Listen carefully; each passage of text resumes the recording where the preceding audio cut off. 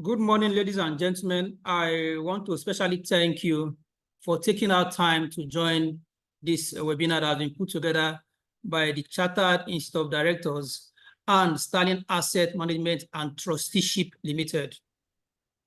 My name is Obinna Chima.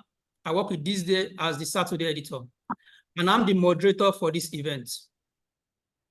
This specially packaged, informative, and sensitive and educative 2 hours program aims to provide value addition and insight into how we navigate the current difficult business environment.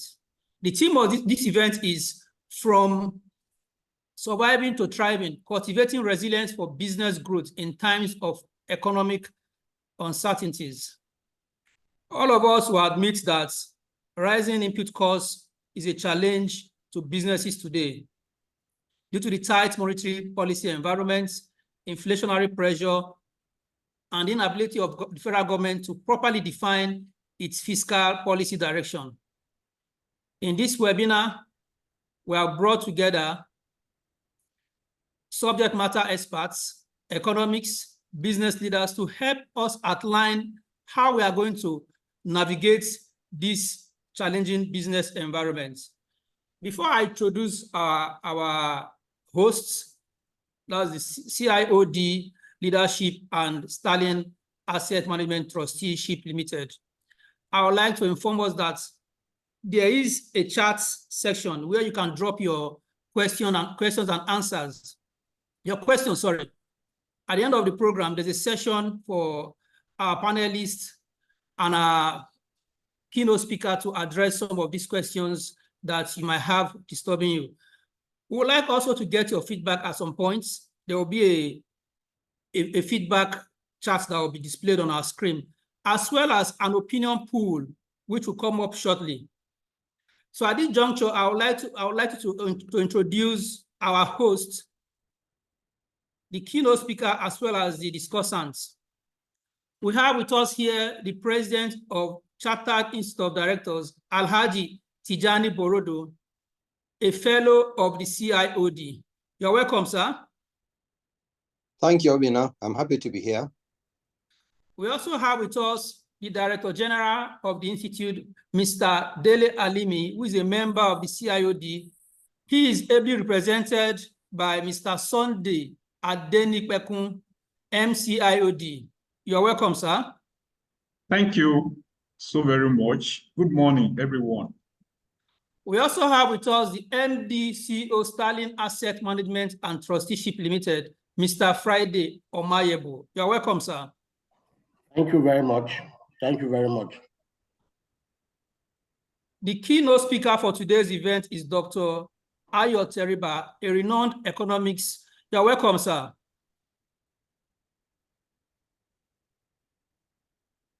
Also, we have with us today Mr. Olufemi Awoyemi, the MD CEO of Proshare, who is one of the discussants, as well as the DG LCCI, Dr. Chinyere Almona. I welcome both of you. And I invite the president of CIOD, Alhaji Tijjani Borodo, a fellow of the CIOD, to give his opening remarks. Thank you, Obinna. Good morning, distinguished ladies and gentlemen. I hope you can hear me clearly. We can hear you, sir. Thank you, Obinna. Distinguished ladies and gentlemen, good morning. Members of the Governing Council and Executive Committee of the Chartered Institute of Directors, Nigeria, our distinguished keynote speaker, Dr. Teriba, Chief Executive Officer of Economic Associates, esteemed discussions, Dr. Chinyere Almona, Director General of LCCI, Mr. Femi Awoyemi, F.IoD, Chairman of Proshare Nigeria Limited, Chairman and members of the Research and Advocacy Committee, fellows and members of the Institute, our valued guests, associates, partners, and sponsors, gentlemen of the press. Ladies and gentlemen, on behalf of the Governing Council, the Chartered Institute of Directors, Nigeria, I am delighted to welcome you all to the 2024 Business Environment Program. Today's event, co-organized with Sterling Asset Management and Trusteeship Limited, SAMTL, marks a significant occasion where we come together on a shared vision at a critical time in Nigeria's business landscape. I must sincerely thank and appreciate the Research and Advocacy Committee and the Sterling Assets Management and Trusteeship Limited for this partnership. It is commendable. The theme for this webinar is From Surviving to Thriving, Cultivating Resilience for Business Growth in Times of Economic Uncertainties. This couldn't be more timely. As we all know, the global and national economic landscape is rife with challenges. Structural rigidities, coupled with ever-present reality of economic fluctuation, create a complex environment for business to operate in. Yet, amidst these uncertainties, there lies immense opportunity. This program serves as a platform to equip ourselves with the knowledge and strategies needed to not just survive these challenges, but to truly thrive and take the opportunities therein. We're incredibly fortunate to have Dr. Teriba, the esteemed Chief Executive Officer of Economic Associates, as our keynote speaker today. Dr. Teriba's expertise on global, continental and national, regional, states, and sectoral issues will provide invaluable insights into understanding the current economic climate and its impact on businesses. We're really excited to have you, Dr. Teriba. Thank you most sincerely. Following from Dr. Teriba's address, we will have a dynamic panel discussions featuring the DG LCCI, Dr. Chinyere, Almona, the DG's LCCI, and Mr. Olufemi, F.IoD, Chairman of Proshare Nigeria Limited. Their vast experience in public and private sector and financial industries will offer invaluable perspectives on navigating the complexities of the business environment. Moderating these insightful discussions will be done by Mr. Obinna Chima, the Saturday editor of THISDAY Newspaper Limited, who has started his role already. Mr. Chima's keen understanding of economics, policies, and current affairs will foster impactful dialogue and ensure a truly enriching session. Ladies and gentlemen, as directors, CEOs, and stakeholders, we are entrusted with the responsibility of leading our organizations through turbulent times. The theme of today's webinar underscores the need for us to grapple with structural rigidness and economic realities that shape the business environment in Nigeria. Nigeria, like many other economies, faces a myriad of challenges ranging from infrastructural deficits, regulatory bottlenecks, geopolitical uncertainties, and macroeconomic imbalances. However, amidst these challenges lies opportunities for innovation, growth, and sustainable development. The key to success in such an environment lies in cultivating resilience.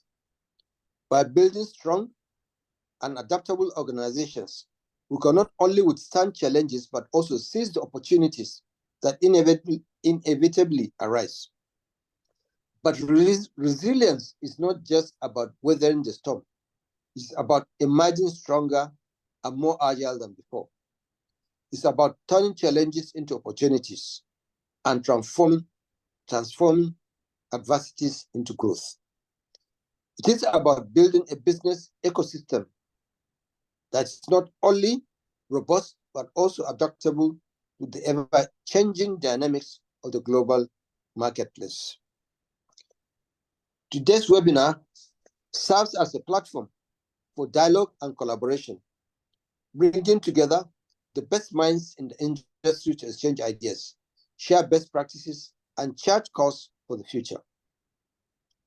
It is through collective action and shared vision that we can overcome the challenges we face and create a brighter, more prosperous future for all. The Chartered Institute of Directors, Nigeria, plays a vital role in this endeavor. We are committed to providing our members and non-members alike the tools and resources they need to excel in dynamic business environments.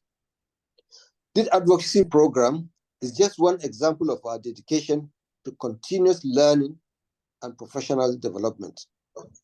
We believe that by equipping our members with the knowledge and skills they need, we can create a generation of Nigerian leaders prepared to navigate any challenge and seize every opportunity available.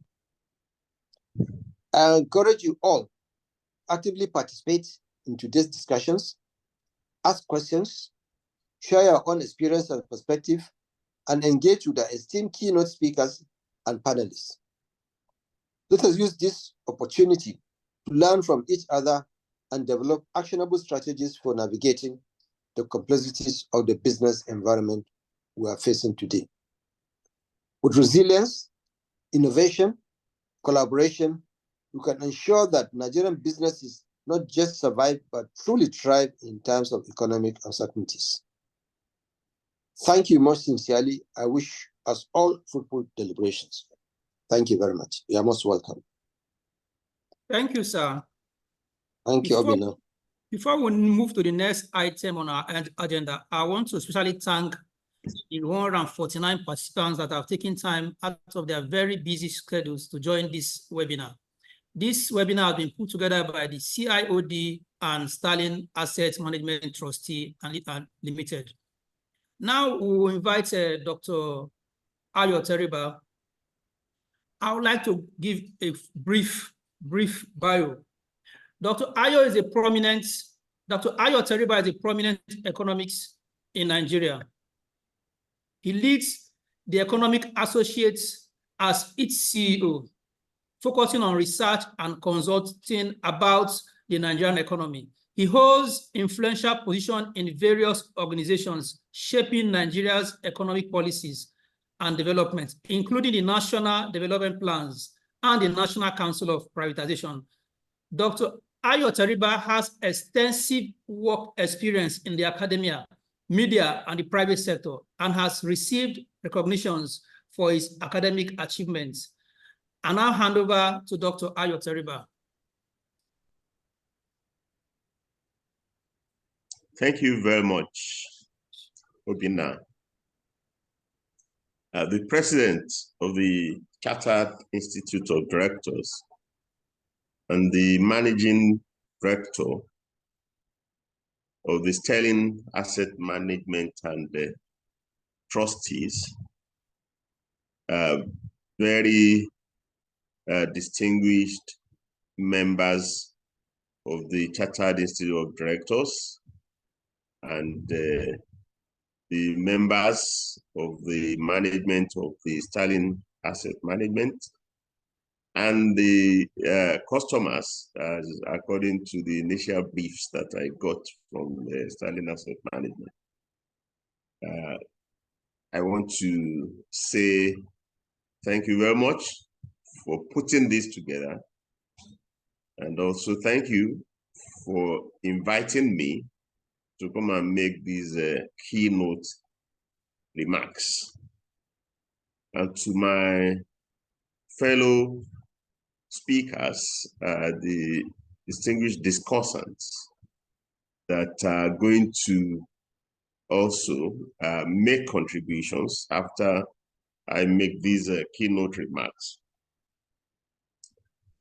Mr. Olufemi Awoyemi and Dr. Chinyere, Almona, DG Lagos Chamber, and the Chairman Proshare, and very distinguished audience. The number keeps rising. It's now 158.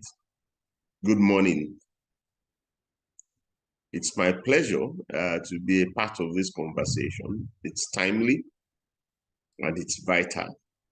And I like in particular the choice of words. Dealing, economic uncertainty from merely surviving to thriving. And I, dare say that many are not surviving at all. Many are not, in fact, surviving. And to survive has been a struggle. But I would also say that many indeed are thriving. Whether you look at the global scene or you look at the national scene. So there are countries that are thriving. There are companies that are thriving, which says that as turbulent as the global climate might be, it doesn't only present challenges, it also presents opportunities. So while we would have to address issues of dealing with the challenges that are presented, we should, also agree with ourselves that separate from challenges, there are opportunities that the global realities present. And if you were to weigh the opportunities and compare them with the challenges, I would like to emphasize that the opportunities are bigger and larger than the challenges. And it takes vigilance, it takes awareness, and it takes literacy to be able to identify the opportunities and seize them. And it takes the same level of vigilance, awareness, to be able to identify, the opportunities and seize them, and to identify the challenges and respond appropriately to them. I know that I'm not invited to give a lecture. I do not have the luxury of time. I only have about 20-25 minutes. So I probably now have 20 minutes left. So I will be keynoting the issues. I hope I have authorization to share my screen. Yes, you do, sir. Okay, thank you.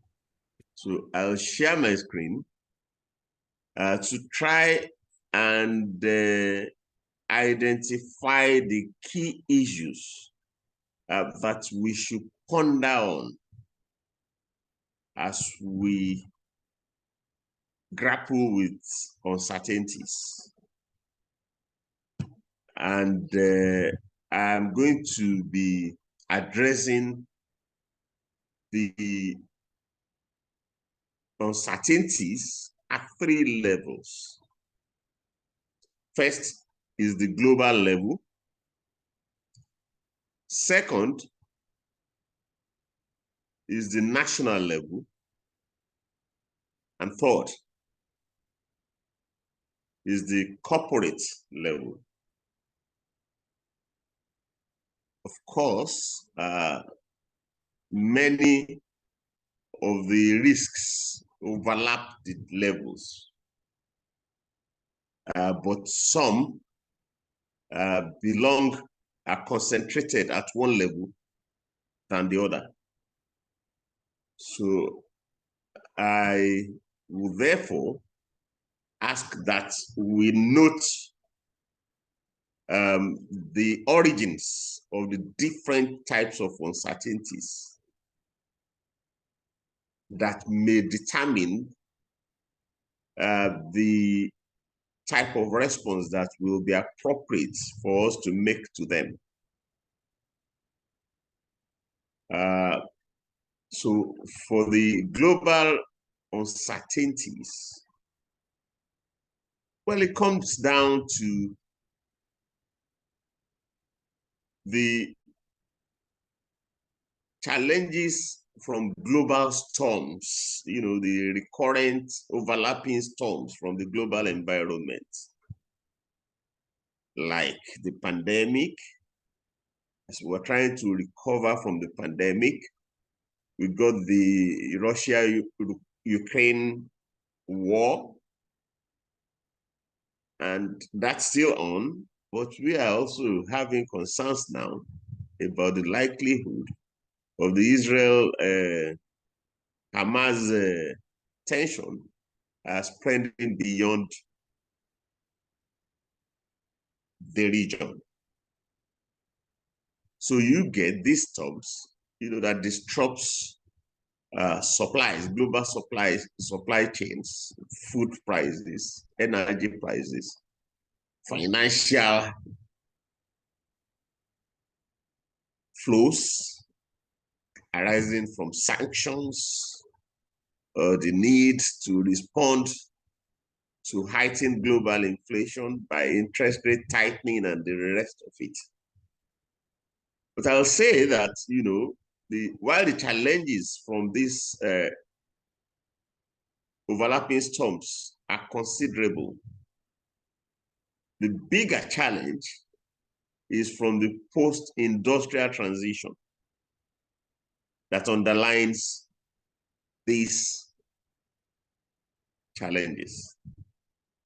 The storms, the pandemic, the Russia-Ukraine war, the Israel-Hamas tension present cyclical storms, cyclical challenges. They are transitory, they are temporary. Any consequence that they had on the economy will eventually reverse. The effects of the pandemic eventually reversed, and we moved on. And the world has attained, higher levels of whether it's output or commodity prices or equity prices post-pandemic than we had, prior to the pandemic or during the pandemic. And whatever the consequences of, the Russian-Ukraine war, they will be temporary. So therefore, your responses to those challenges must also be temporary. It's like you moving from winter to summer and then back from summer to winter. But the challenges presented by the post-industrial transitions are mostly permanent.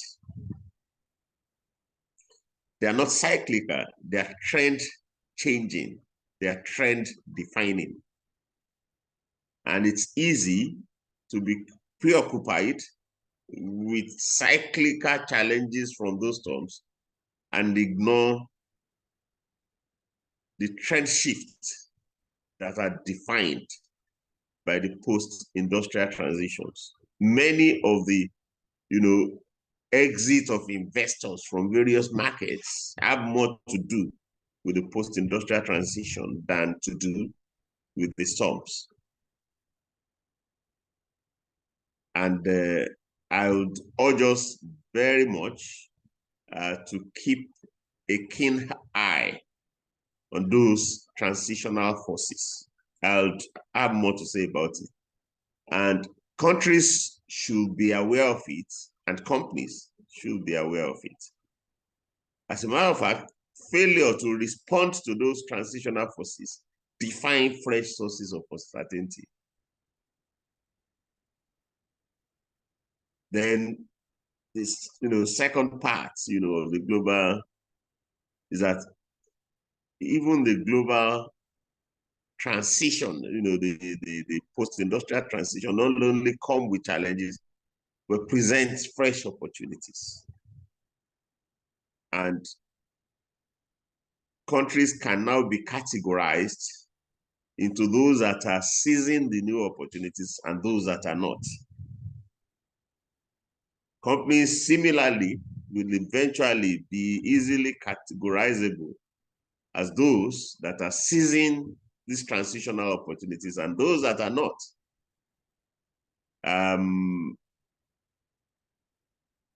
For countries, the major consequence of the transition is that the traditional liquidity fountains are drying up. The ways that countries know about how to get money and how to, be wealthy and be stable and comfortable as a country have changed,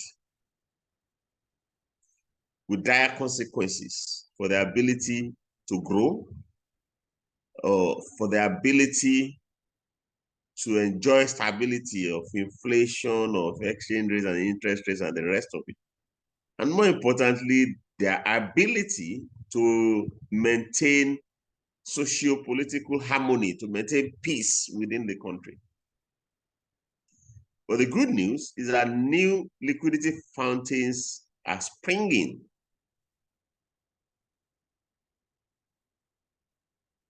So as liquidity has been drying up from income shortfalls,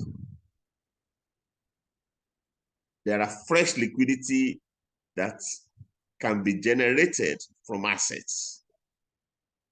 And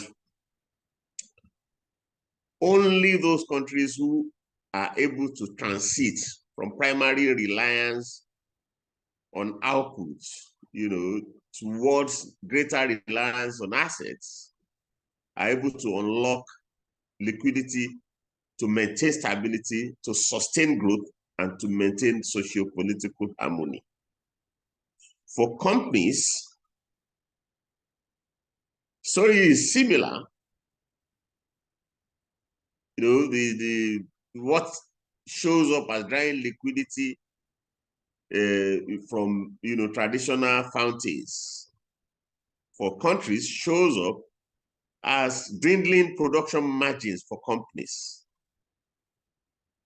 And what shows us as fresh liquidity sources for countries, liquidity fountains for countries, shows up as surging assetization margins for companies. So how it is that a company creates and retains wealth is being fundamentally redefined. Opportunities are shrinking on the income statement.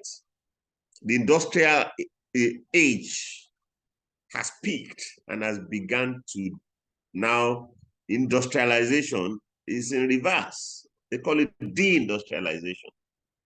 So some will tell you that you can reindustrialize. There's nothing like reindustrializing.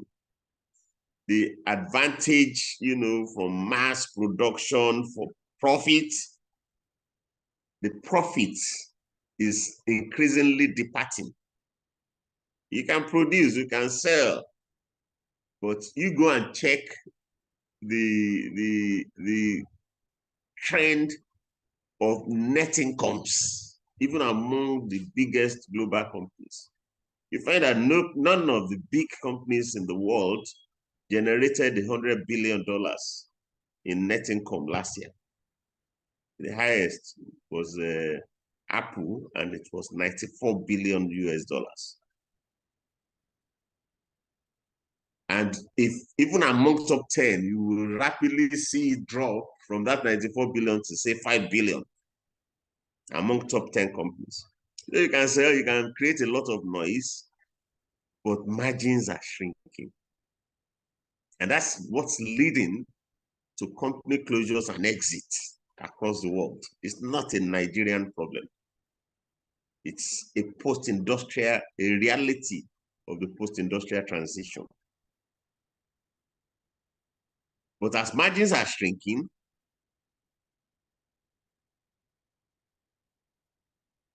assetization, the capital gains on ownership of assets are expanding. And so when I speak about the top companies in the world, they lament declining net output. But what keeps them surviving, what keeps them thriving, is what they are gaining from asset values. If you look at the top 10, the first one to attain 1 trillion in market value was in 2018. I have some of them now, doing 2 trillion, a growing number now doing 2 trillions. Some have touched 3 trillion, and you can't rule out 4 trillion. So you are doing a net output of less than 100 billion in a year, but you have market value of 100 billion in a year, but you have market value of 3 trillion. And of course, you know that many of them cash in on the market value. So the post-industrial age is not too much about, it's less about production, it's more about assetization. It's more about what assets you own. And the traditional, ownership of assets, for example, you own land or you own real estate, remains as valid, in the beginning of age as it is now. And you can,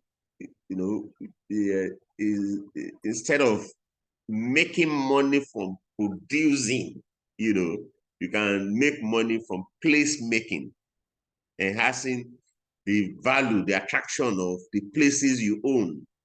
Example, what Dubai or UAE have been doing. Less, land space, less population than us. But they made the places that they own more attractive to a larger number of people from around the world. And so the money they make from the airports, the money they make from their tourist attractions remain dream for us, for Nigeria as a country, or for any state in Nigeria. Even when our potential for placemaking is bigger than their own potential for placemaking, we are still trying to produce oil we don't worry about at what margin. We are opening, refinery at what margin? 11,000 staff working at Dangote refineries, 11,000, Indians and Chinese workers at Dangote refineries. So you import some of the crude, you import the key, human capital. So apart from you owning real estate and making money from your real estate by, placemaking, human capital is also a huge source, of wealth creation in the present age. So it's not who produces. I hear, farm owners in Nigeria and the factory owners in Nigeria tell me that unless they could get an Indian or Chinese farm manager or factory manager, the other people will run their farms for them. I hear people in construction say that for them to get people who can lay tiles, they have to bring people from outside of Nigeria. And see, the reason why net output is declining is that all of those foreign participants in your own production activity, you take away most of the value added. And you will end up, we compare, China and the US, look at an Apple device that costs $600 assembled in China. China retains, they'll be lucky if they retain $20.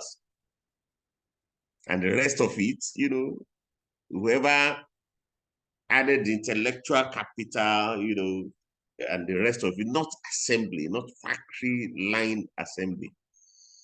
And the point is, how prepared is Nigeria as a country to unlock the place value of its real estate and unlock the human capital hidden in its populace?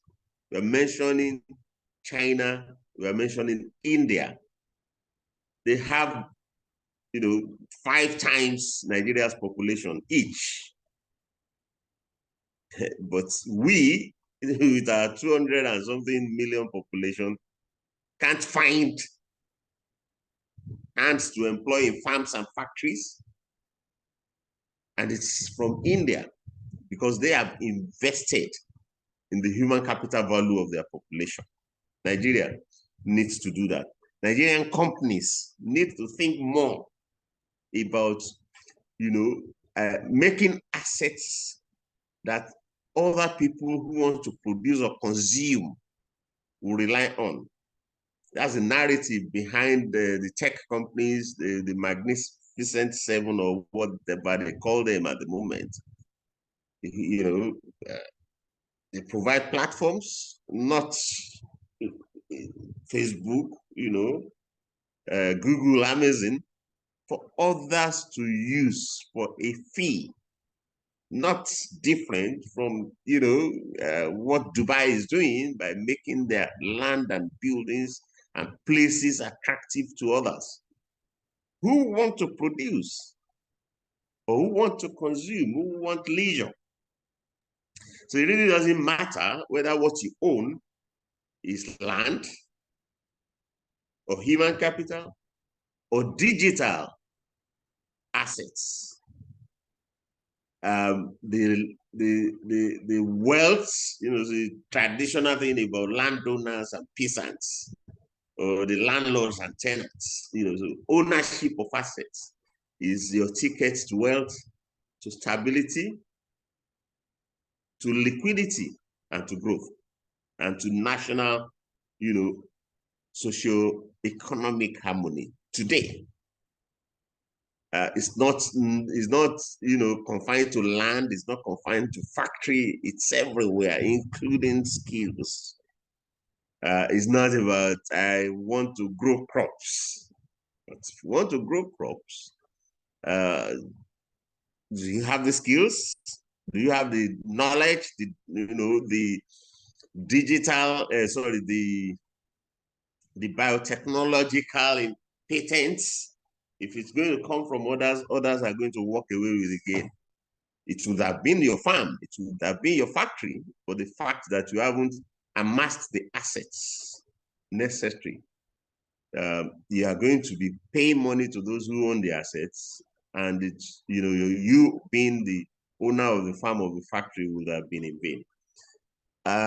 These are the thoughts that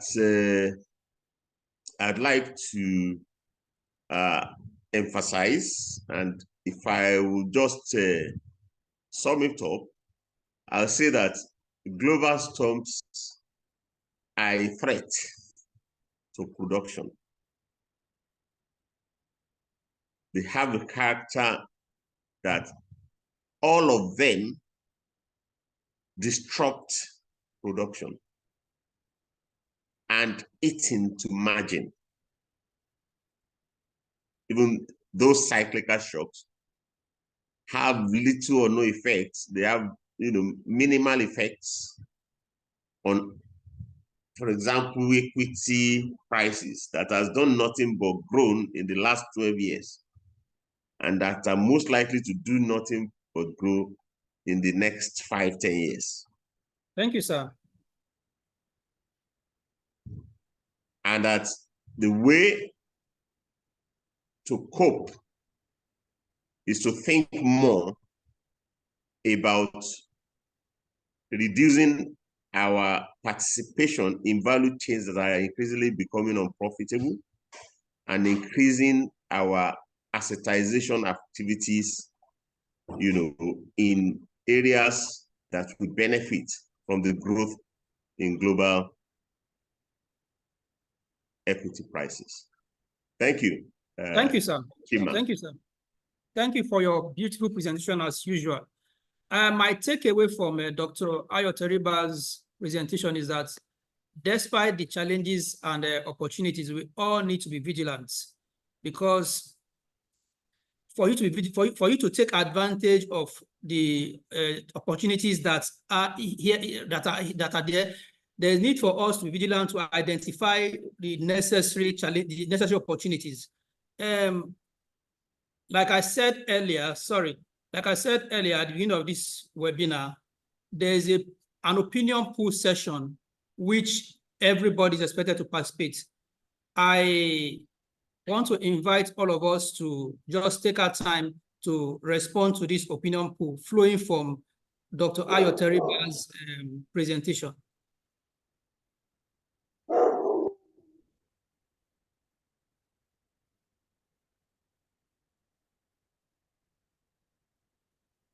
Well, here are the questions. The first one, do you believe the current economic environment is a good time for business to make significant investments? And the second one, how important do you think it is for businesses to cultivate resilience in times of economic uncertainties? We'll be glad to have your response to these two questions.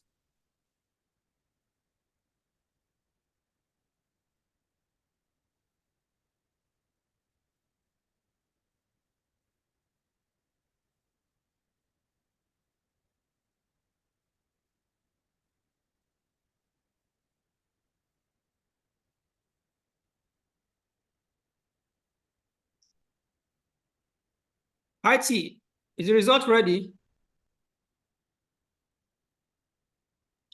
Once I stop the poll, the result will come out. Okay. So maybe you stop in the next 30 seconds. All right. I also wish to thank all those that have taken time to join this webinar. Like I said earlier, this webinar has been put to the Chartered Institute of Directors in conjunction with Sterling Asset Management and Trustees Limited. IT, can we have the result now?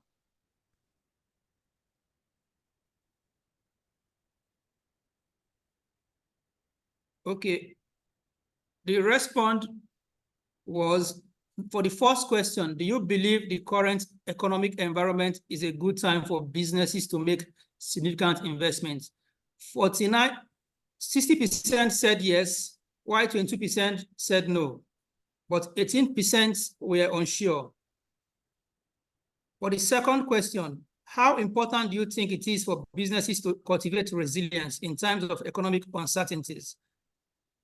63% said extremely important, while 33% said it is very important, while the rest of us, 4%, said moderately important. Thank you all for your active participation in this poll. We now move to the next stage, which is a discussion level. I wish to introduce Mr. Femi Awoyemi, who is one of our discussants for today. Mr. Awoyemi is the founder and chairman of Proshare Nigeria Limited. He is a fellow of the Chartered Institute of Directors, as well as a fellow of many other notable organizations. He holds honorary fellowship of the Association of Investment Advisors and Portfolio Managers, the Institute of Credit Administration, Business Process Management Institutions, and the Institute of Information Management. He has been able to build an impeccable portfolio of commercial and management achievements, garnered over 3 decades of progressive responsibility and results with well-known local and international firms. It's my pleasure to welcome my friend and brother, Mr. Femi Awoyemi. Thank you very much. I will piggyback on the protocols already established, and also on the excellent presentation by my senior colleague, Dr. Ayo Teriba, who has taken time to present a number of data and much more, perhaps not so sexy, information around the issues around economic uncertainties, national resilience, and most importantly, how organizations can survive.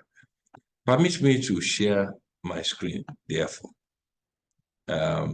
I want to be able to explain this thing in a way where it is so organized that I can use the 10 or 15 minutes I have in a much more structured manner.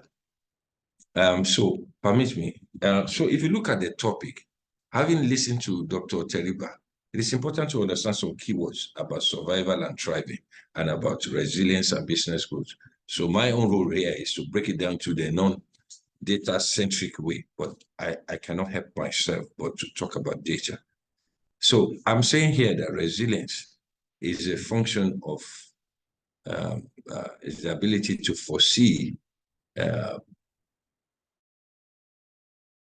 put disruptions to good use. But most importantly, is to understand that this principle we are talking about, survival to thriving, is not about pointing a finger. It is about reflecting the stage of maturity of any entity. And most of us run businesses either to just survive, and as such, we haven't built enough structures in there. However, it is important that, given what Dr. Teriba said on navigating uncertainties, to express what leaders actually do. I'm going to just talk about 4 major things and talk about transition errors, especially around what Dr. Teriba spoke about in terms of understanding cycles and trends. And I would also try to talk about the changing dynamics of the operating environment. I need to talk about the stages of growth. I will move fast on that and just conclude around the resilience of business growth. But let me quickly share with you, and for those who are online, that in 2010, these were the predictions from Proshare. I hope I will share this with you, and because of time, I will not be able to go through it, but virtually every single thing here has come to pass. Every single thing. So why was it able for us to see it in 2010 and devoid of political considerations or political commentaries, that we were able to see all these things very clearly? In fact, the second one is so clear. It was because we were clear that the antidote to chaos is the ability to predict the future. And that requires you to take a historical perspective to understand cycles, and most importantly, to understand and review trends, and not competitive activities, as we have learned over the time. Learn to develop scenarios and connect that to the information available to you. And it will be clear what will happen next. Let me use this simple analogy here to explain to those who are able to see. If you understand the Sigma curve, it is very clear. It tells you where you start. But the most important thing, there are about 3 major points there. The inflection point, when you move from survival to the growth, and when you are at the growth, when you think you are untouchable and you begin to go through doom, it is important.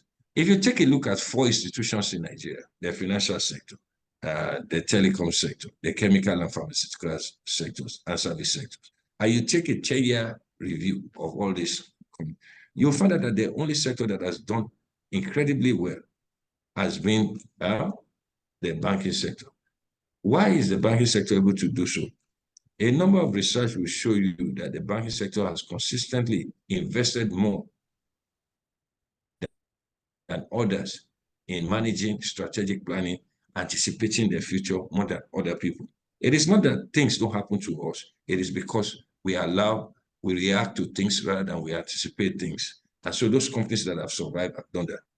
Let me expand it further and look at the global cycles in terms of what has happened from 1860 to 2023.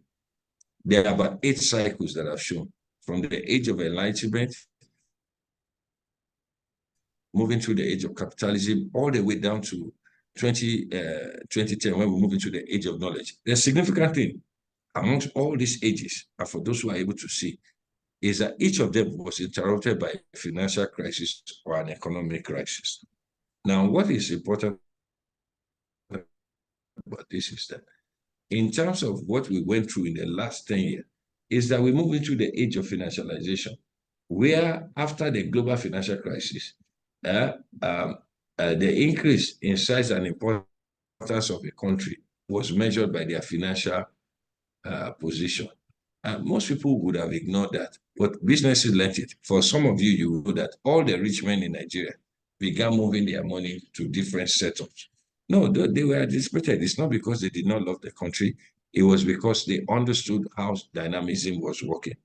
So if you look at the changing economic cycles, especially for the Nigerian economy, the trends and consumer states have changed, and the economic cycles has also changed. You can blame a political party or you can blame a government, but the reality of it is that we have a laggard nation effect, which means that we can see how this dynamism is moving.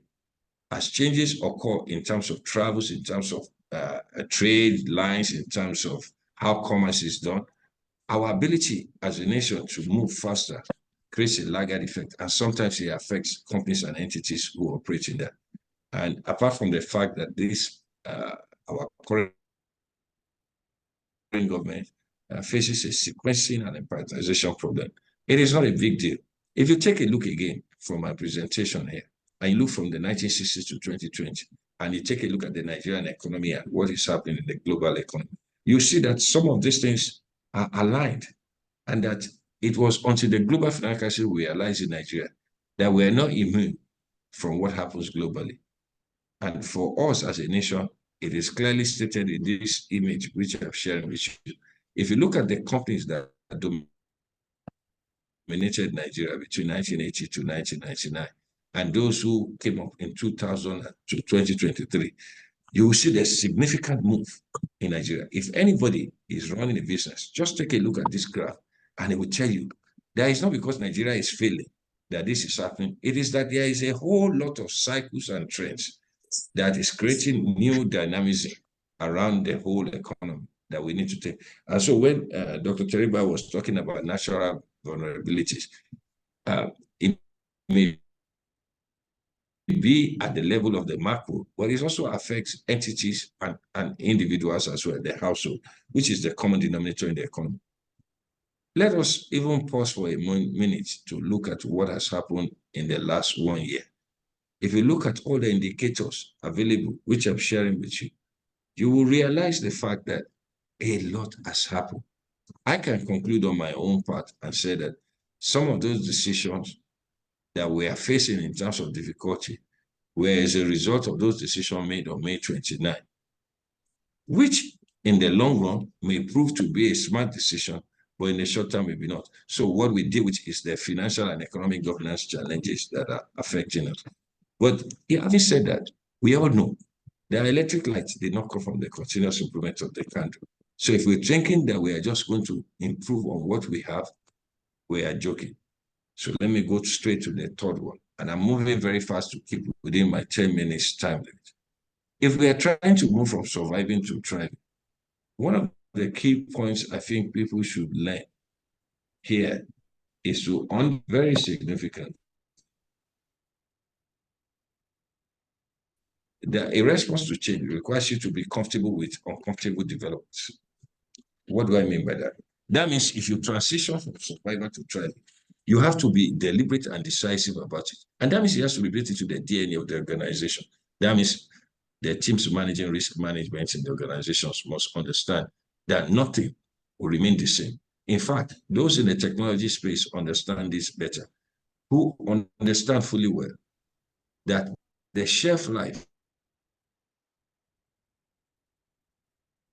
of a product is no longer 24 months, but maybe 6 months or maybe 2 years has shrunk, means that the survival of a company has also shown.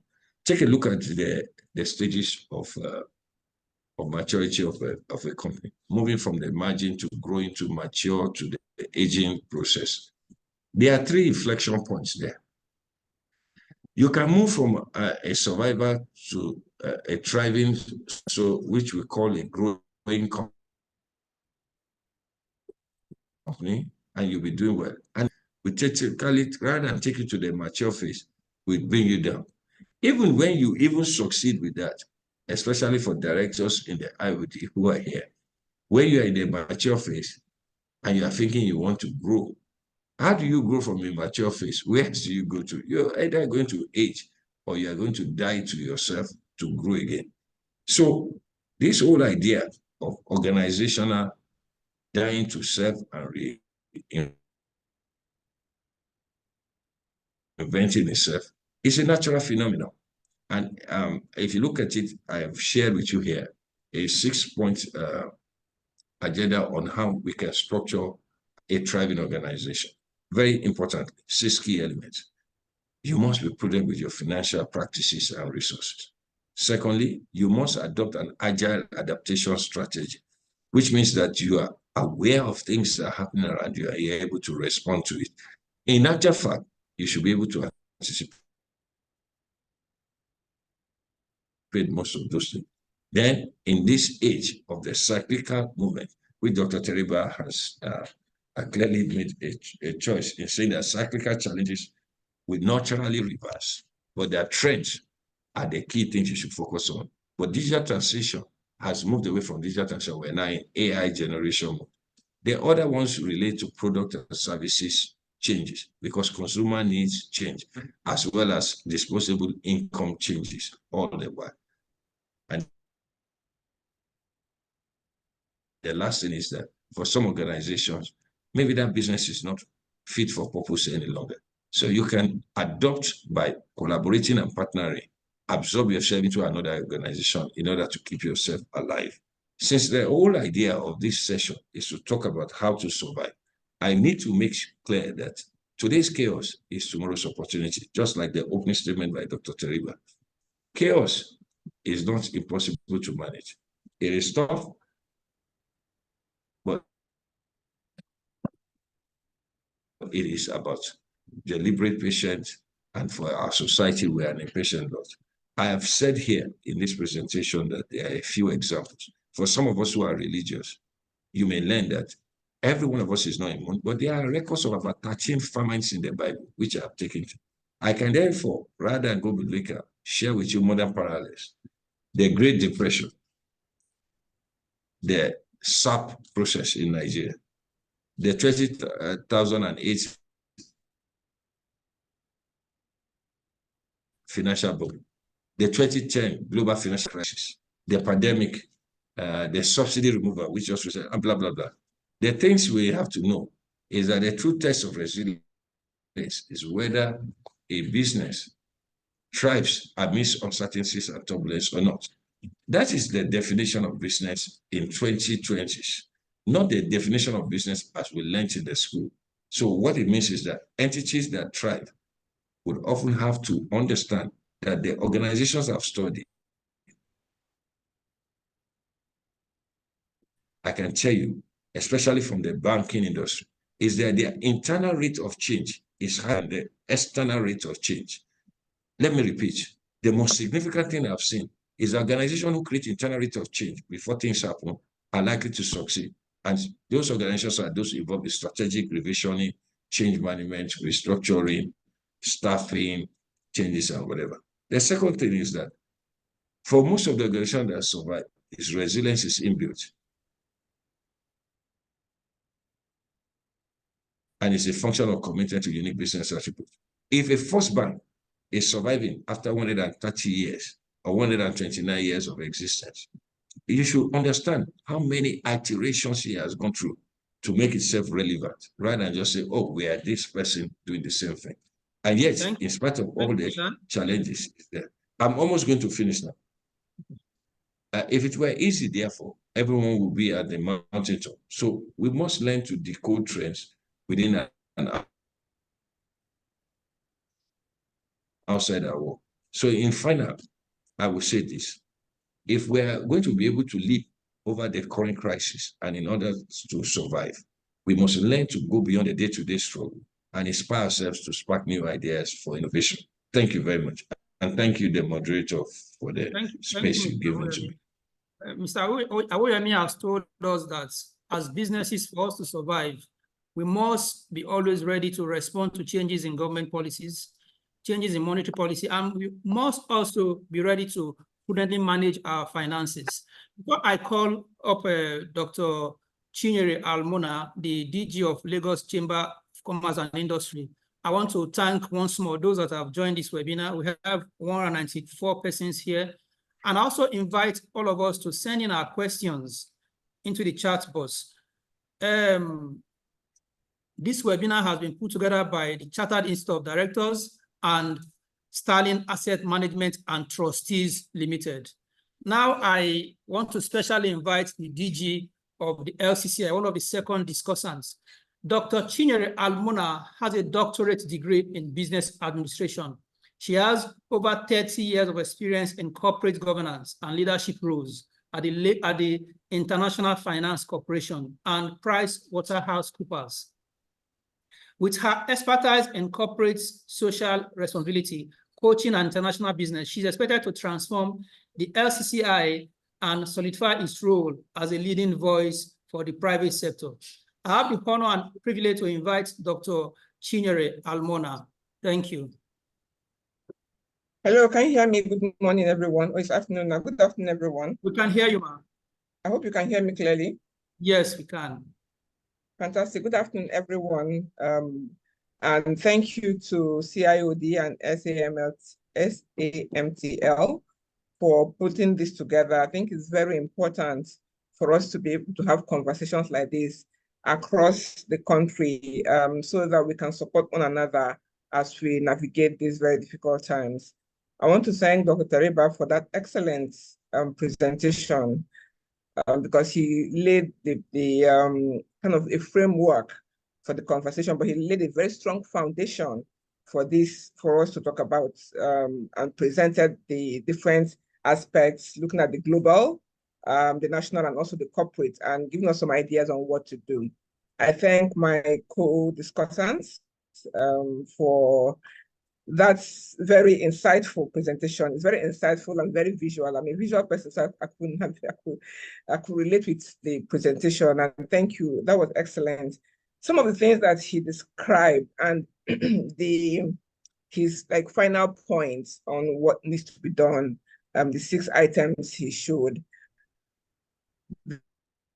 they are very similar to the some of the points I have, but I'll just give you my spin to it because it's important from the perspective of the organized private sector to give ideas on how companies can navigate these difficult times. I like the point that was made by Dr. Teriba and corroborated by my co-discussants that in periods like this, there are challenges, yes, but there are several opportunities and we need to keep our eyes open for those opportunities.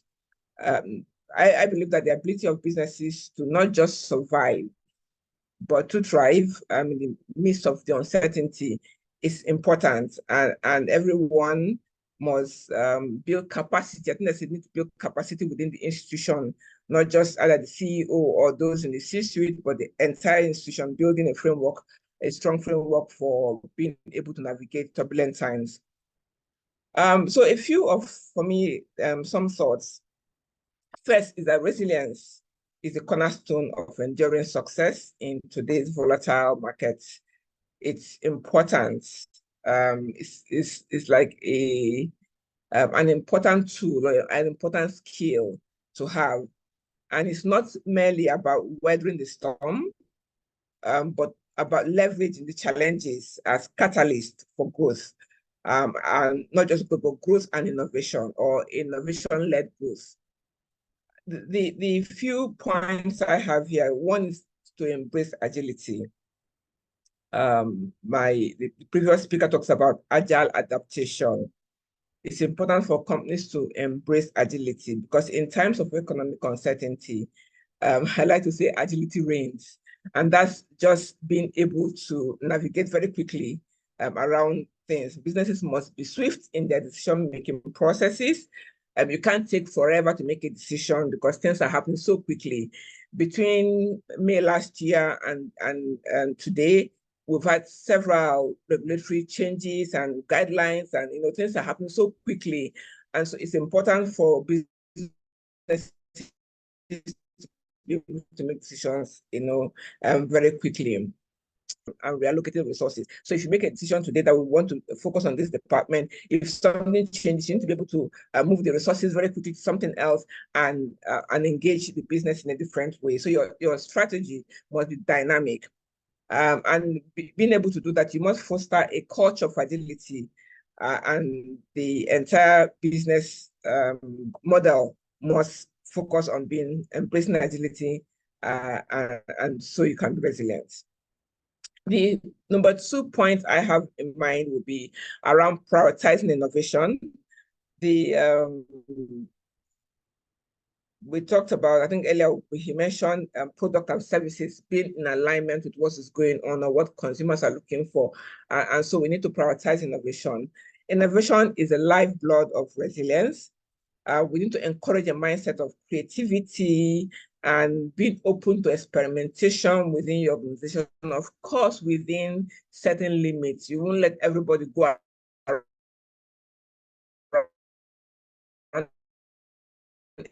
this within the risk framework of your organization.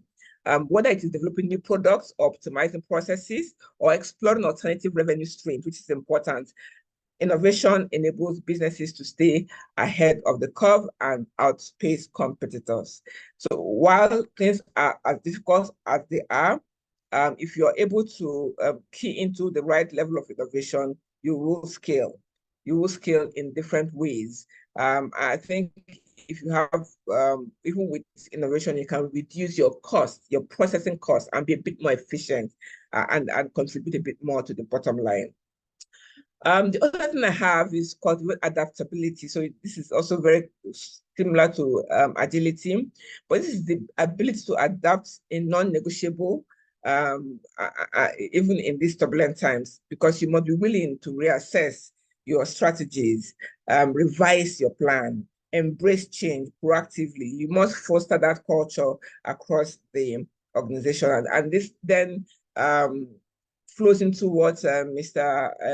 Femi talked about, which is around investing in talent development. He talked about the need for training and career advancement and all that for staff, because if you're not able to invest in talent development, you may have challenges. I remember somebody once said, I think a CFO asked the CEO that, all this training, we are spending so much money on training, that what happens if you train all these people and they leave? And the CEO thought about it a while and said, well, think about it differently. What happens if we don't train them and they stay? So you have to see that training and development is an investment. It's not necessarily a cost, but it's also within uncertain times and changes in the demographic and what is happening and Japa syndrome, you need to then be able to have conversations within your team that ensure that team members have a sense of ownership, team members feel welcome, they feel appreciated, and they're open to having conversations as broadly as possible. So I believe that resilience begins with the people within your organization. Invest in talent development initiative, which will empower employees to enhance their skills, embrace change, and contribute to all the effort you're making about agility and adaptability and all of those. It will be your people doing things and not necessarily the CEO.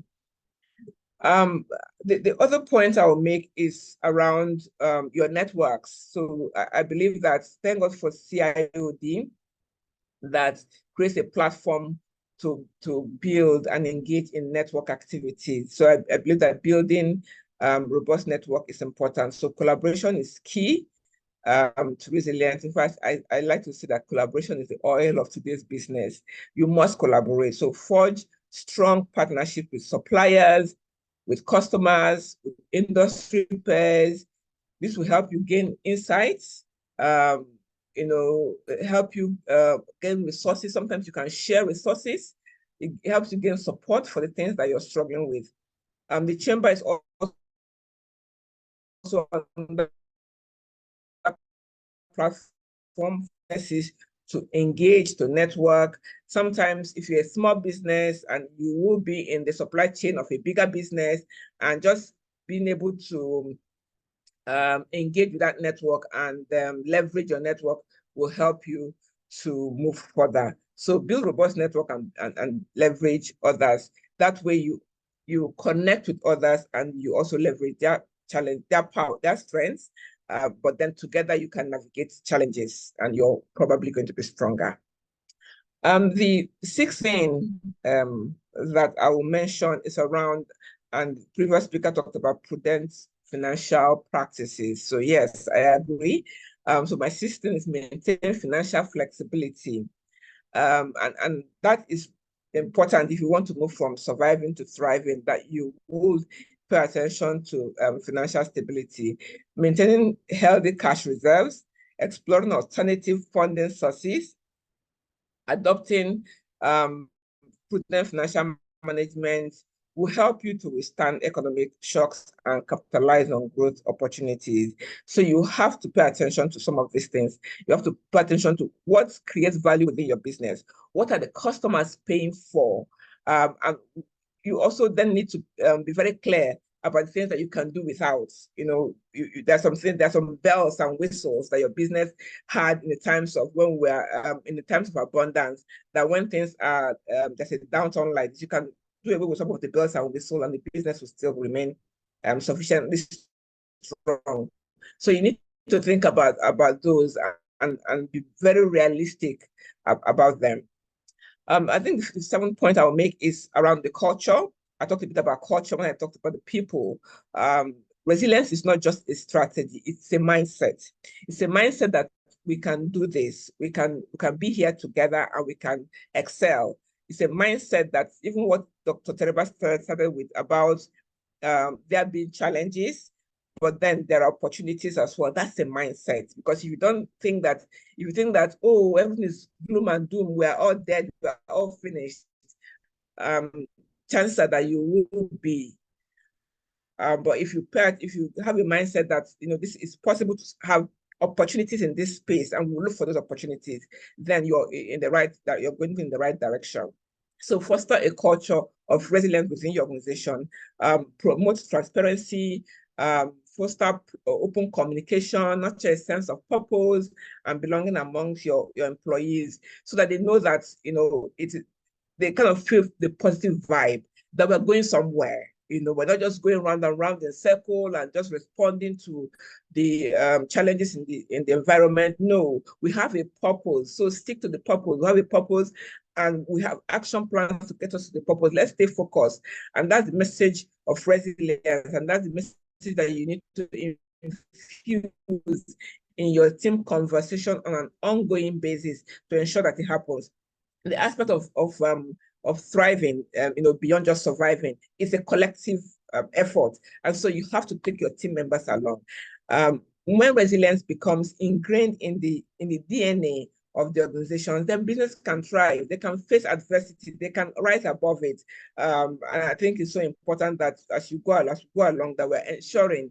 And really, when you think about the mindset of the people and how you engage with your staff, you must remember that what gets measured gets done, right? So you need to be checking, how are we doing? What are the metrics? What are we checking to ensure that this DNA thing is not just in the air, that is actually happening within the organization? So really, for me, these are 7 points to help us transition from surviving to thriving in times of economic uncertainty. Because it requires a strategic focus on cultivating resilience. And I've mentioned 7 things: embrace agility, prioritize innovation, cultivate adaptability, invest in talent development, very important, build robust networks. Please don't let your networks go. This is the time to hone on those networks. Maintain financial flexibility and foster a culture, a mindset of resilience within your organization. Businesses cannot only weather the storm, I believe, but we can emerge stronger and more resilient no matter what is going on. I will say thank you once again to the organizers for having me. And these are just my thoughts, and I'm happy to answer questions. Thank you very much. Thank you, DG. The DG has told us that we also need to collaborate as businesses so as to overcome the challenges we face presently. Now we move to the question and answer session. And there are two questions that have come in. One is for Dr. Teriba and another for Mr. Femi Awoyemi. I will take the first for Dr. Awoyemi, Dr. Teriba. It's from Samuel Durojaye. He says, the shrinking margin witnessed by corporates in Nigeria is more of structural, monetary, and foreign exchange management policies. As for assetization, the ability to create cash out of these dead assets is limited due to the poor land management policies of our nation. No national land registry, cumbersome and expensive title acquisition procedures. How do we navigate this issue? Dr. Teriba, the question is for you. Well, thank you very much, Obinna. Well, I see that Mayo Wadinka is raising his hand too. And well, we are all the better off, you know, now after listening to the two erudite discussants. Mr. Durojaye, there are two parts to your question. You are saying that the shrinking margins witnessed by corporates in Nigeria is more of structural, monetary, and foreign exchange management policies as one part, and then you are talking about assetization as the second part. And I will respond by saying that shrinking margins, part of it, you know, operating margins, you know, is affected by macro climate. So if you have to deal with the size of inflation that we have to deal with in Nigeria, more in recent years has been 20% or more. Currently is more than 30%. Of course, that's biting for margins. But mind you, higher inflation is a global challenge in recent times. But that extra large dose, you know, is not global, it's local. So if you have to deal with inflationary pressures, exchange rate pressures like that, you are moving away from part one of the keynote remarks that I have made, which is uncertainties arising from global level, to part two, which is uncertainties arising from the failure of the country to align with the global developments. The challenges, the post-industrial transition challenges are now more than a decade old. The first wave came in the second half of 2014. You know, so we've had Jonathan regime and Dr. Ngozi Okonjo were like grappling with it at the time. Then we've had Yadwa and we have, you know, we've had more than a decade, and we've had General Buhari, you know, take over from Jonathan at the time, and now we have a new question. The necessary changes, the changes that are warranted, not what I want to do, but what I have to do, elevating assets above, you know, trying to produce for margins, making sure, you know, that your places and you enough, you know, liquidity to stabilize exchange rates, making sure that your skills, the skills, you know, the human capital you require to retain profitability in farms and factories are developed, or making sure that the innovations, the patents in biotechnology, in digital technology, in ecological technology, you know, solar, whatever it may be, are developed. As long as that fails, it looks like, oh no, it's domestic, it's national. But this is not just for us as corporate members of IODs. This is also, an opportunity for us to have a conversation. IOD has a big voice, in the country. The body of directors, could position, they are leaders of thought, so we too could, say the right things to encourage the government to do the right things and reduce that extra, dose of macroeconomic shocks that we get. We have the central bank now tightening, to stabilize the exchange rates, and we are seeing the benefit on the exchange rate, but the costs, to real sector, to real spending, to real growth, will be hitting around the corner. 45% cash reserve requirement. That's taking 45% of bank deposits at 0 interest rate, while offering the same banks to come and borrow central bank's own money at 24% minus 3. So these are all issues that we bite into your margins. And some of them, could have been mitigated at the national level.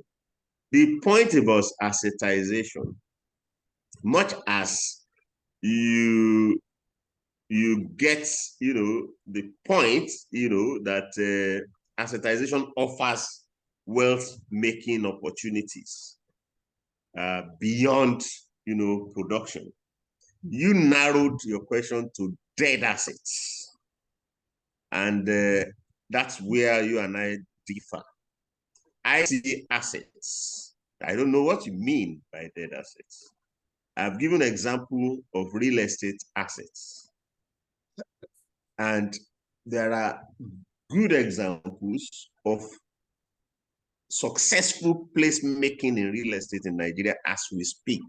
If you look at the wealth being unlocked in key 5-star hotels across Lagos, across Abuja, across Port Harcourt. The question is, why are those land assets not dead? Why are wealth being unlocked from those land? And you could do more of it. If you look at the shopping malls, where wealth is being unlocked. Thank you, Doctor. The point is you shouldn't give excuse to obstruct innovation, because we all can give excuse. So if you want to do it, Obinna, let me land, please. If you want to do it, you will find a way. If you don't want to do it, you will find an excuse. You can always assetize across real estate, across human capital, and across knowledge, inventions. Thank you.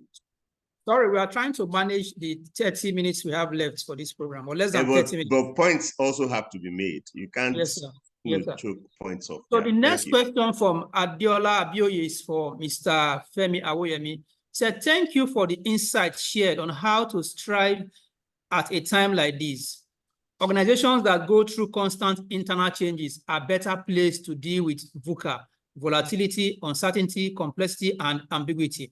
What are some of these areas to focus on internally for constant changes? Mr. Awoyemi, sir. Apologies, I did not get the question very well.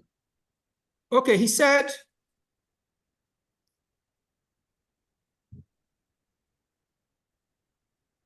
okay, organizations that go through constant internal changes are better placed to deal with volatility, uncertainty, complexity, and ambiguity. What are some of these areas to focus on internal for constant changes? Okay, very good one. It's a very simple one. Whoever asked the question is a very enlightened person. And so I made two major positions, which I think he has just supposed it to one. One is the fact that the rate of internal change must be higher than the rate of external change. Now, if you have a higher rate of internal change, it goes to the second point. which means that you are virtually all the time anticipating what is next. And that means it's a core thing, it's also an organizational belief system.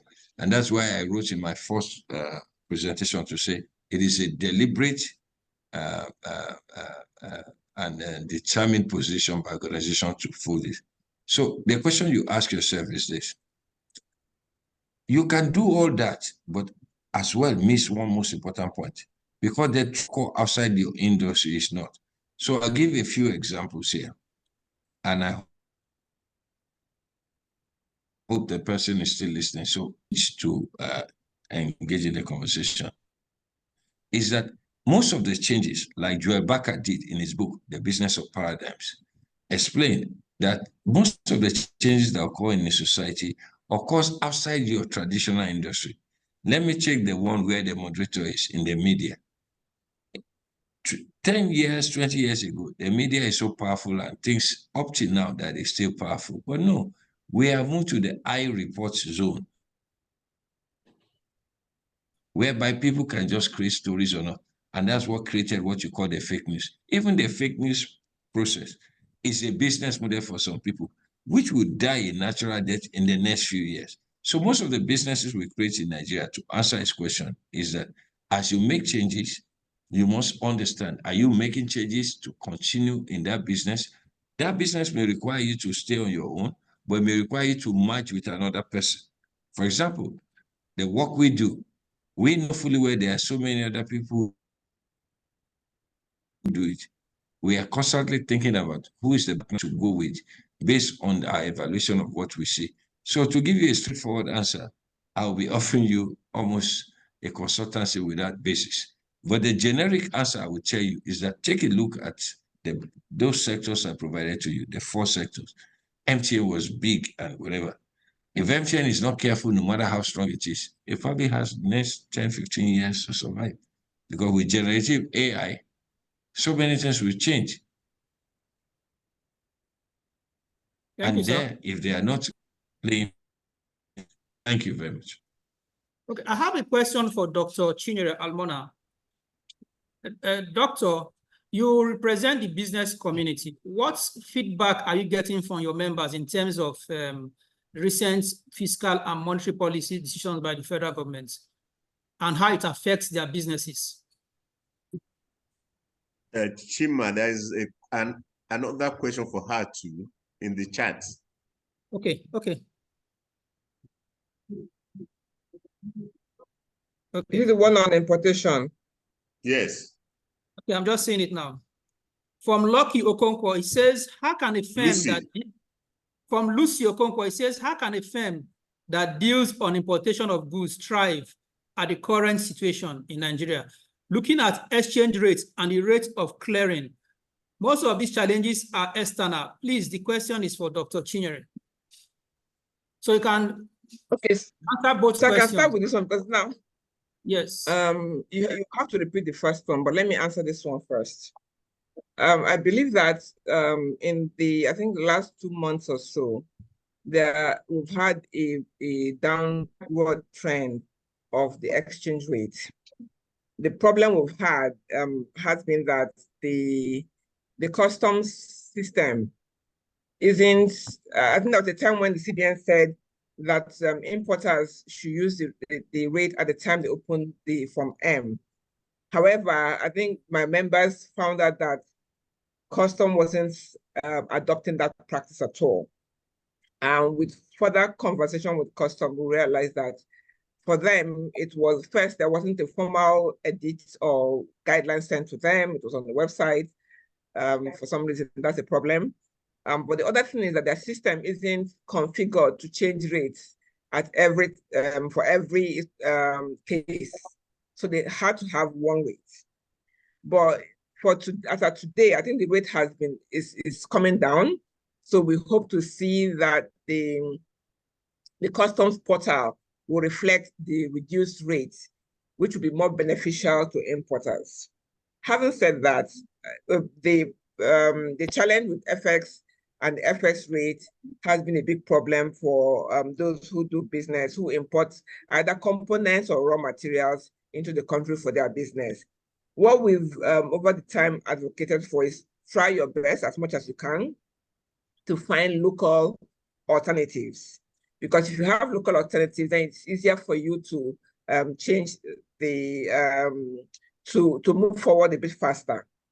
While you're dealing with local alternatives, the other thing is to, some of the costs you're incurring, you should be able to pass it on to your consumers. Now, consumer earning power and purchasing power have been dwindling. In fact, they've been dwindling very badly in the last couple of months. But depending on the item, depending on the demand of the item, you should be able to pass some of the, you have to pass, for you to survive, for you to thrive, you have to pass the cost to your consumers. That then means, we talked earlier about innovation. That then means that you need to figure out how to market your product differently. So leverage channels that can help you market and reach out to your consumers and your customers in more efficient ways. Leverage channels that will help you reach out to new consumers and new customers of your product or your services. Also, you may then begin to think of reducing the cost of other aspects of the business. So there's some processes, like I talked about, bells and whistles, that you need to get rid of, because the core of your business either is the component or the raw material that you're importing is going higher. So you need to figure out, how do we then reduce, in terms of your financial practices, how do you reduce the cost of other things around your business in order to focus on what's the value that consumers are paying for? Now, moderator, what was the first question? I said, what is the feedback from your members? But you've sort of answered that in the response you gave to this question. Okay, so I've answered that in terms of the importation. Yes. Yes. So that's another part of the whole equation that we need to pay attention to.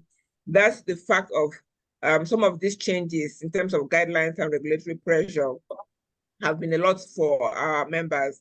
And as they complain, we've stepped up on our advocacy, because then you need to sometimes challenge the notion that the regulators are putting on the table for one guideline or the other, to say, look at how it's affecting the operators, and we need to shift or change something. And there have been several instances where some of the things that we have talked about a lot in the media, there have been some changes or some shift to enable businesses survive. So advocacy is one aspect that's helping our members.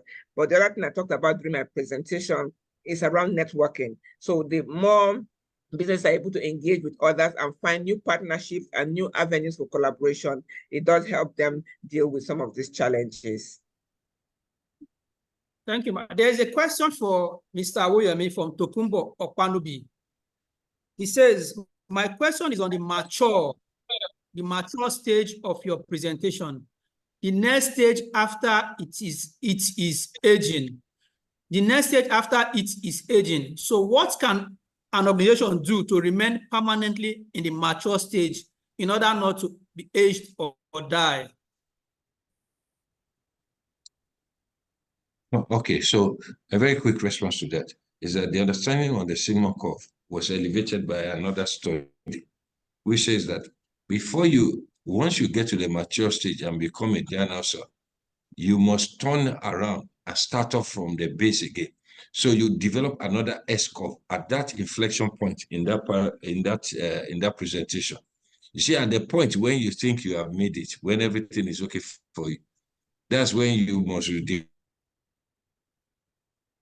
define new purpose, new vision, new objectives, and that's where you stay relevant. Otherwise, it is in the natural stage of man and of entities for you to die a natural death when you age. That's the most honest reply I can give. Thank you. Thank you, sir. Dr. Ayo Teriba, let's now move to the solution. What should companies be doing to navigate this regime of high interest rate and the challenge fiscal policy environment? What should companies be doing? Okay, Mr. Moderator, again, it's important that we identify the sources of the risk or uncertainty that you are trying to deal with. And the more important issues that we should be worried about, as I've said, are the trend shifts, the long-term changes that you must respond to. And of course, we've said enough about that, the shrinking margins, and the growing return on assets. The issues about exchange rate and inflations have more to do with national cyclical challenges. The ability of the government to control or not control inflation and devaluation and interest rates.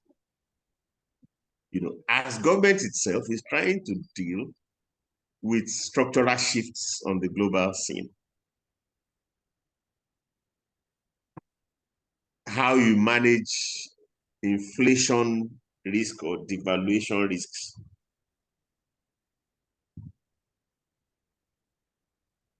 Are, well established in terms of trying to look at your exposure and taking, steps to cover your exposure. You are in the realm of risk management. But how you manage transitional shifts are the ones that are new, that may demand fresh levels of literacy. And Mr. Awoyemi said enough about you having to make choices about what you want to do alone in your value chain and what you want to do with others. And I do think that Dr. Almona made the point. And what I may need to add to that is that you may want to choose what you want to do yourself and what you want to empower or license others to do for you. Our capability, to still remain profitable in the face of risk differ. So if you find multinationals licensing butlers in Nigeria or franchising their services and brand names to others in Nigeria, they are acting in the knowledge that what locals may do profitably, they may not be able to do profitably.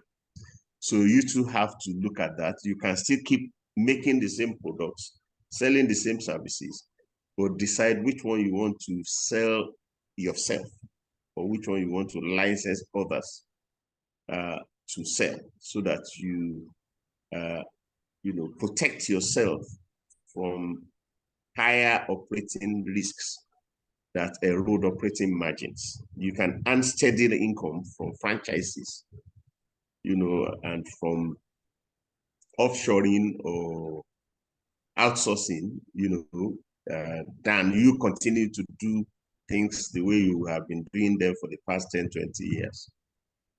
In a nutshell, would be my response. Thank you, sir. I have a question for Dr. Chinyere Almona. How can businesses in Nigeria cultivate stronger customer relationship and brand loyalty to weather economic downturn?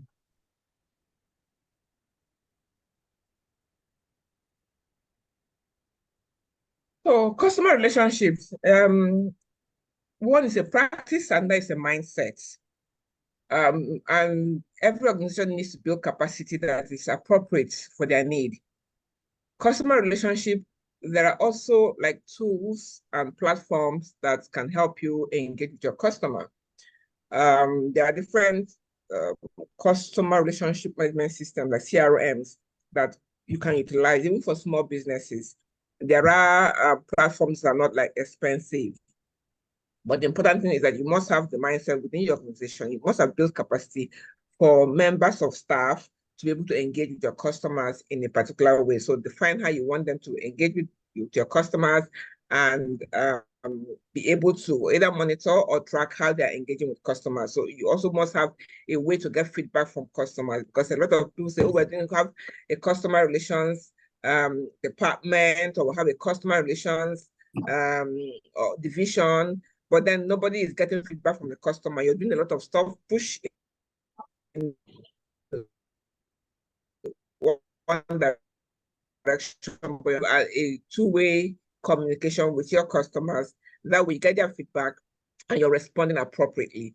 I also like to say to small, medium businesses that sometimes customer relations isn't something that you're doing in a particular department. It's something that's across the entire company, that there will always be a way that you can engage with stakeholders. So everybody should have that mindset on how to relate with their customers, and with stakeholders. Thank you, I'm sorry, I'm sincerely pressed for time. We'll take this last question for Mr. Femi Awoyemi. Considering the high interest rate environment, what can Nigerian businesses do to leverage on what financial management strategies can Nigerian businesses leverage on?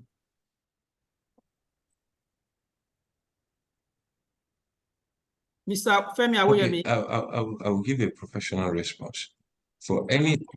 Yes, I'm here. Okay. I'll give a professional response. For all situations, it is dependent upon your financial conditions. For a small-scale enterprise, you will need to talk to your consultants. But for most of the medium scale, they have a plethora of things available to them. Even at that, however, when you are reacting to a problem, you are almost in a most difficult position, unlike if you were anticipating those positions and taking it.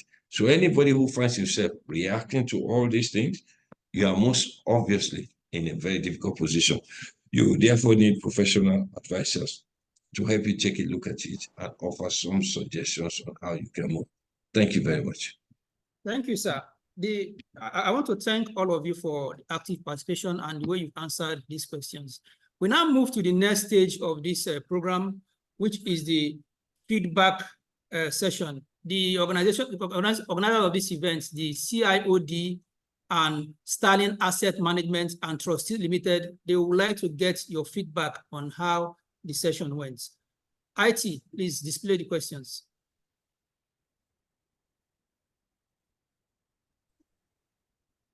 I'm sorry, the survey was meant to pop up once the webinar ends. Okay.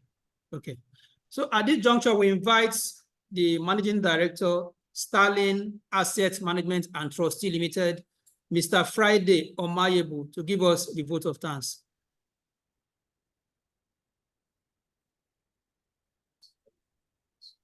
Unmute, sir. So sorry. Thank you. Thank you, Obinna. Let me quickly request that I stand on existing protocol. The webinar has been so much insightful, and more so, the topic for today is equally timely. And there are several takeaways from the presentation by the keynote speakers and the panelists.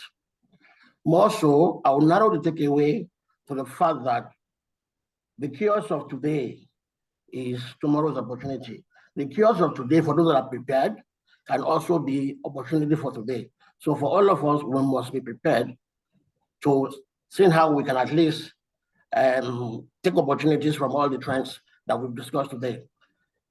Be this as it may, I will start by saying that I'm extremely sure that our panelists and the keynote speaker has enriched us tremendously on how we can navigate through challenging times and emerge stronger. I would like, therefore, to express my deepest appreciation to our esteemed panelists and the keynote speaker for sharing their knowledge and experiences. I would also like to extend my sincere gratitude to every one of you who joined us today. Your active participation, thought-provoking questions, and engagement throughout the session have made this webinar a dynamic and interactive learning experience. Special thanks to Sterling Asset Management and Trustees and Chartered Institute of Directors team who work tirelessly to ensure that the smooth execution of this event, to ensure the smooth execution of this event. In closing, as part of our valued proposition, at Silent Asset Management and Trustees Limited, we are committed to supporting our existing and potential clients through every phase of their financial journey as they navigate the ever-changing business landscape. We have been in existence for close to about 40 years, and more so our services include asset management, trusteeship, stockbroking, advisory services, registrar services, and property development and sales. You can visit our website by scanning the barcode on the screen or visit our website through our website, www.samtl.ng. Thank you once again, most sincerely, for your participation and contribution. And we are looking forward again towards another webinar soonest, so that we don't close up on this, so that we continue to educate ourselves and see how we can rub minds towards moving companies, individual, and the country at large forward. Thank you very much. Thank you, sir. Once more, I want to thank all of you for your active participation. I also thank the management of the Chartered Institute of Directors and Sterling Asset Management for putting up this webinar. I noticed that one or two persons have sent in more questions. We'll channel these questions to those, the panelists and the keynote speakers that are concerned, and the response will be sent to you. Thank you.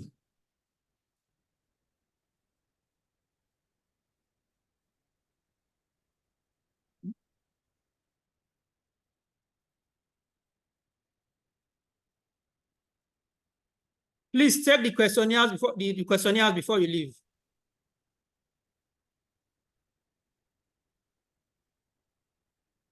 IT.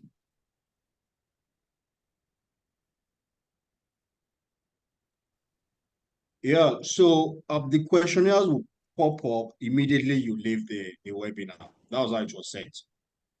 Okay. Yes. Thank you. Thank you. So we've come to the end of this webinar. Thank you, everyone. Thank